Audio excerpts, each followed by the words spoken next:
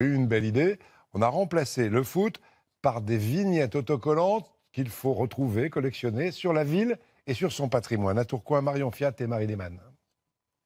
Mademoiselle, jeune homme. Distribution ce matin dans cette classe de CM.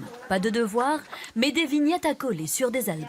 C'est le... Moi j'ai la 46. Moi j'ai eu la 5 et la 19.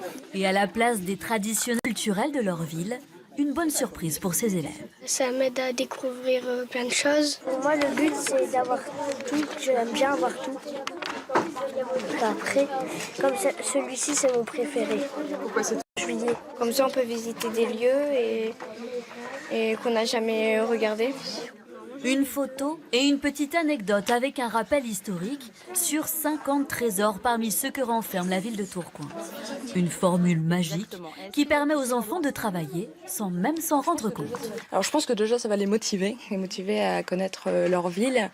Et puis je pense que ça va aider aussi parfois à comprendre ce qu'on peut expliquer notamment en histoire ou en géographie. Et puis je pense que ça va leur permettre d'améliorer leur culture, du moins de leur ville.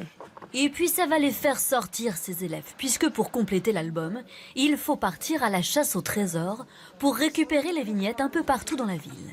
Une façon d'attirer les enfants à la culture, mais pas seulement eux. L'ensemble de la famille.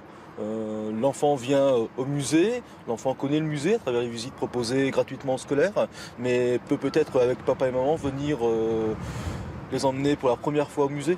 En tout, 7300 élèves ont reçu leur album pour un coût de 35 000 €. Mais le patrimoine historique de la ville de Tourcoing vaut bien cette opération pour les jeunes générations. À propos de patrimoine, il y a à Paris, vous le savez, une avenue qu'on appelle la plus belle du monde, les Champs-Élysées. Au milieu, il y a un rond-point. Eh bien, les Parisiens découvrent en ce moment de nouvelles fontaines qui viennent d'y être installées, tenez-vous bien, pour un peu plus de 6 millions d'euros, financés par du mécénat, garantit la mairie. Des mâts de 13 mètres avec des branches en cristal, accueil mitigé dans le quartier, carrément négatif des associations de défense du patrimoine. Certains trouvent quand même ça très joli. La nuit, c'est éclairé. De la chanson à présent, et une artiste qu'on est heureux de retrouver en ce moment tous les samedis sur TF1, c'est Jennifer dans The Voice. Entre deux émissions, après le gros succès de son dernier album, elle est repartie en tournée, en démarrant chez elle en Corse il y a quelques jours. On y était avec Jean Chubillot et Sophie Hernandez à Ajaccio. J'ai plus le sens de la fête, c'est les pauses que je jette, on se reverra pas. Pour son premier concert, Abîmé, c'est ma vie qu'on a volée, on se connaît même pas. J'ai un amour inconditionnel pour la terre ici en Corse. C'est là où je puise beaucoup de force, c'est là où je me ressource, c'est là où je me ressente, c'est là où je retrouve mon équilibre aussi. Y a pas d'amour sans patience. dans la salle, 1600 personnes en parfaite communion avec Jennifer. L'amour sans le vouloir, si je sais que tu m'attends. Il y a une remise à zéro quand on repart sur les routes, quand on propose un nouveau spectacle. Et de retrouver le public dans ces conditions-là, eh bien, c'est la plus belle des récompenses. Tu auras le temps. Sa mère, chanteuse d'orchestre, lui a donné le goût de la chanson. La Star Academy, la popularité depuis 17 ans, et ses fans, la fidélité. Avancer ensemble. Tu savais comme c'est bon pour pouvoir te revoir. Elle est belle, c'est comme une grande sœur. Pourquoi elle? Déjà parce qu'elle est corse. Toute la Corse s'est déplacée pour la voir et c'était génial. Sur scène, elle a choisi 4 musiciennes pour l'accompagner. Avec cette équipe toute féminine, elle repart sur les routes de France. Ma révolution porte ton nom. C'est Ajaccio.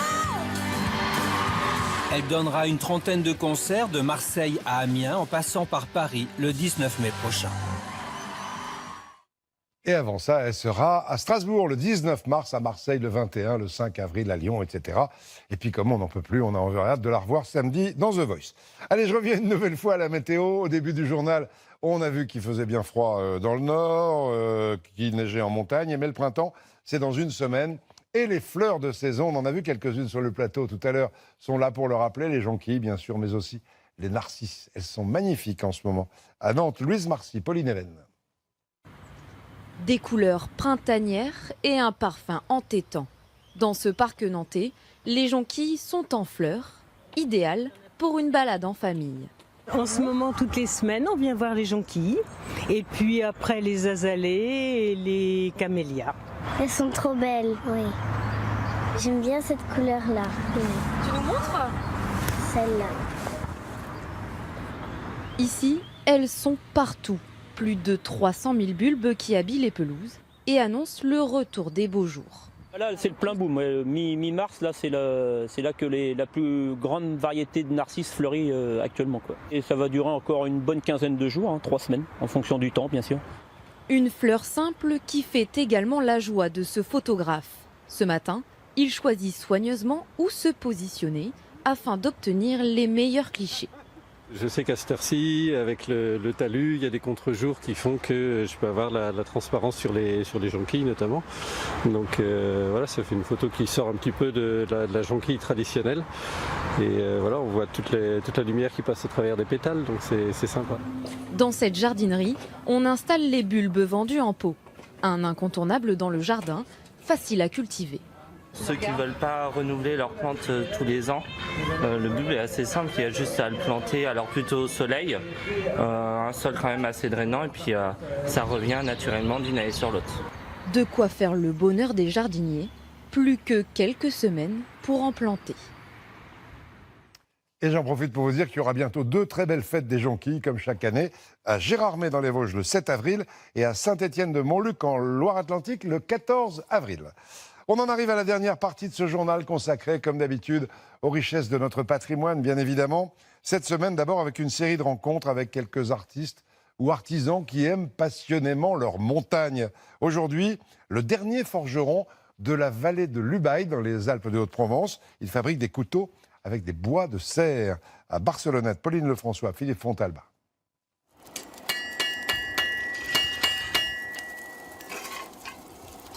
Dans le silence de la montagne ubayenne, le bon. C'est une musique bien connue à Barcelonnette, celle de Joël Giavelli. Faut battre le fer quand il est chaud. Dans son atelier, le feu réchauffe l'atmosphère et l'acier. Joël est artisan forgeron. Il fabrique des couteaux, sa passion d'enfance. Ça prend des heures, donc oui, il faut être patient. Après, moi, j'y réfléchis pas, quoi. Je travaille, je fais ce que j'ai à faire, et puis voilà, quoi. Dans le feu de forge au charbon, la barrette d'acier chauffe à 850 degrés. La matière se forme, et quand elle est incandescente, c'est le moment de taper au marteau. Si on met 20 coups d'un côté, il faut en mettre 20 coups de l'autre, être égalitaire. Joël Giavelli est autodidacte. Il fabrique des couteaux depuis 25 ans, dans ce qu'il appelle le plus beau bureau du monde. Face à la vallée de l'Ubaye, Joël s'en inspire. La création d'un couteau peut durer plusieurs heures. C'est de l'art. Il y en a qui appellent ça comme ça. Moi, j'appelle ça mon travail. Vous êtes modeste. Je sais pas si je suis modeste.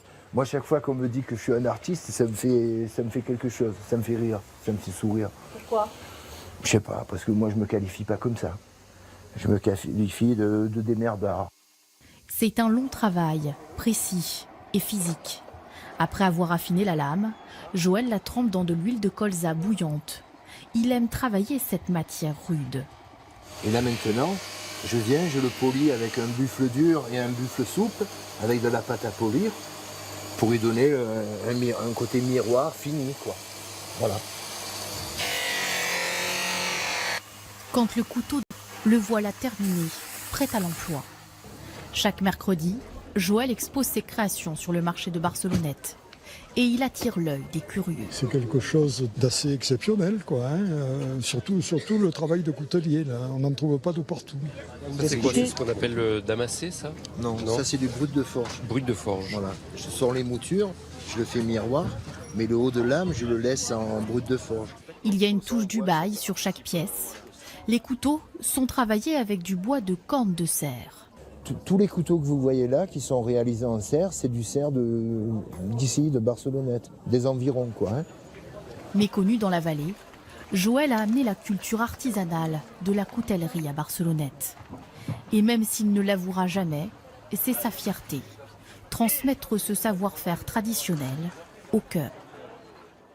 Très beau reportage aujourd'hui encore et demain, on partira à la rencontre d'un bijoutier savoyard. Et puis cette semaine, après le salon Aiguille en Fête qui s'est terminé dimanche, on découvre ensemble une autre passion dans ce journal, celle pour le tricot, la couture ou la dentelle. Aujourd'hui, la broderie, celle de Lunéville en Moselle. Beaucoup de passion, d'amour et de savoir-faire là aussi.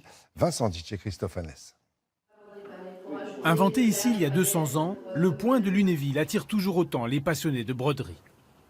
Julie est venue se former avant d'ouvrir une mercerie salon de thé à Lille. La particularité, c'est qu'il se travaille sur l'endroit du métier et c'est le petit crochet en fait qui forme la boucle de chaînette. Et c'est ce qui s'appelle le point de Lunéville. C'est un peu comme un crochet de pêche et il accroche le fil. Mais si on n'est pas dans le bon sens, on perd le fil. Donc c'est vraiment une dextérité à apprendre. Pour Marie-Claire, ce sont plutôt des souvenirs de famille qui l'ont poussée à se lancer dans la broderie. Sa grand-mère faisait partie des 25 000 brodeuses professionnelles que comptait le pays de Lunéville il y a 100 ans. Dès qu'il y avait un rayon de soleil, elle sortait 2 ou 3, elle se mettait à 2 ou 3 à travailler, et tout en discutant, en faisant tous les ragots du village. J'ai attrapé le virus, donc je continue pour mon plaisir. Et au fil du temps, les plus grands couturiers ont fait appel aux petites mains de Lunéville pour enrichir leur création de broderie perlée. Donc là, vous avez le plissé donc de Carda, d'accord. Ça, vous, la broderie, c'est... Voilà, là, c'est la broderie de Lunéville. Marie-Vonne Rémy a créé il y a 20 ans le Conservatoire des broderies de Lunéville. Et c'est sa fille Aude, aujourd'hui, brodeuse d'art professionnelle, qui perpétue ce savoir-faire. On peut intégrer différentes matières en fait au niveau des perles. On peut mettre des perles, des tubes, des paillettes.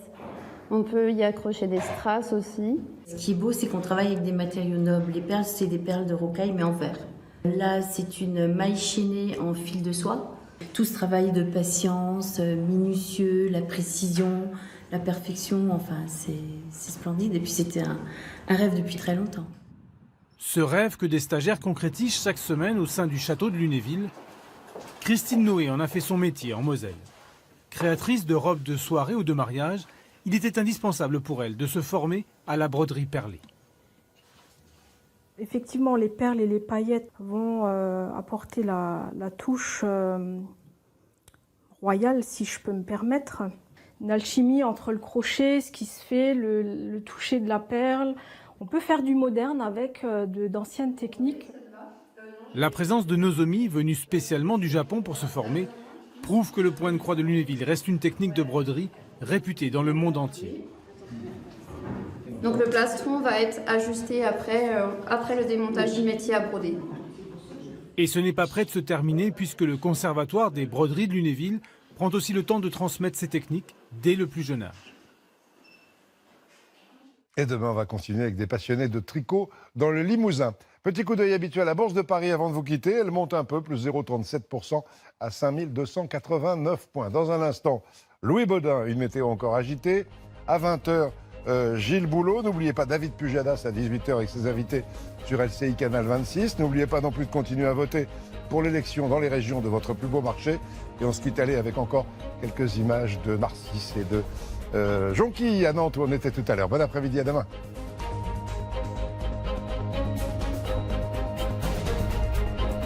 Retrouvez toute l'info sur LCI, canal 26.